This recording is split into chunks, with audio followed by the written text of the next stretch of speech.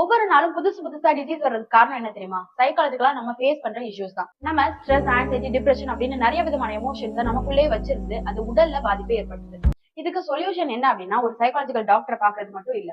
நம்ம மைண்ட்னா என்ன, அது எப்படி வேலை செய்யுது, அது எப்படி எமோஷன்ஸ் உருவாக்குது, அது எப்படி உடல்ல பாதிப்பை ஏற்படுத்துது அப்படின்றத தெரிஞ்சுக்கிறது மூலமா இதுல இருந்து நம்ம கண்டிப்பா வெளியே வர முடியும். அதுக்காக சைபா கவுன்சிலிங் டிப்ளமோ கோர்சஸ் நமக்கு ரொம்ப ஹெல்ப் பண்றாங்க.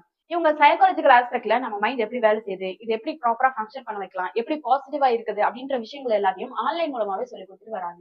12 மந்த் கோர்ஸ்ல சர்டிபிகேட்டோட கோர்ஸ் ப்ரொவைட் பண்ணிட்டு இருக்காங்க.